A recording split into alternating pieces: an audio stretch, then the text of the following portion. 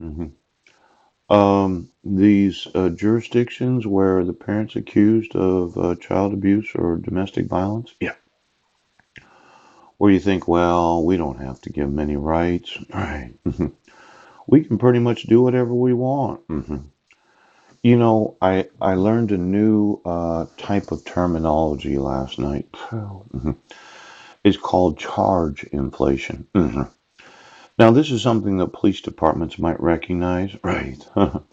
That charge inflation, yes, is where somebody is accused of a crime, and the police department thinks, yes, that they can get them on charges that are inflated, yes, so as to quite possibly get a felony prosecution. hmm Now, my experience has been that when you arrest somebody for the false accusation of being someplace when they're not, yes, for violating the restraint provisions of a fraudulent protection order, yes, that is being used in international child abduction and kidnapping, no, that you're inflating of the charges of the two counts of violating the protection order on the same day, ouch, is a form of police brutality. Pooch.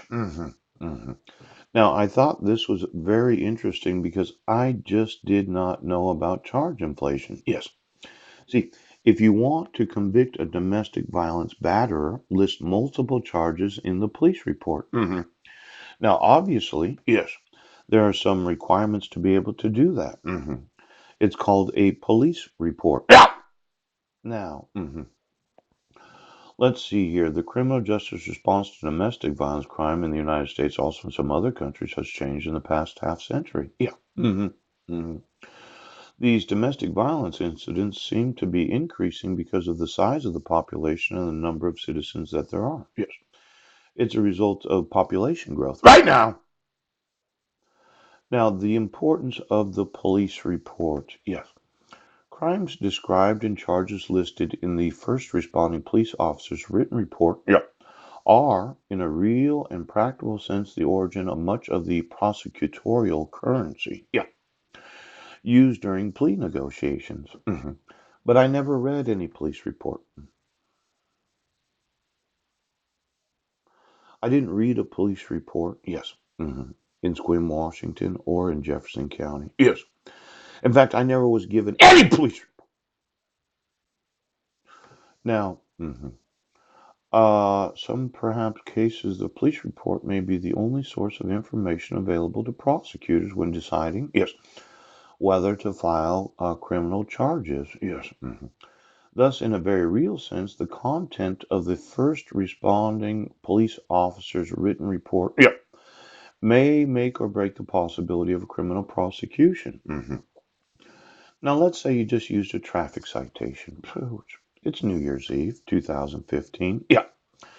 And you put on the page two violations of the restraint provisions. Right. But it doesn't say anything. No, no. There is no first responding police report. Yes. It's non existent. Right now. Well, the prosecutor, yes, for each additional charge listed in the FRPO's written report, yes, the odds of prosecution increased by 284%, yes, and a conviction by 142%, Nelson 2013A. That finding makes sense because greater negotiating currency, yes, in the form of multiple charges recommended in the FRPO's written report, would reasonably be expected to increase the attractiveness of a case to prosecutors. Yes, yes. Now, the inflation of alleged crime.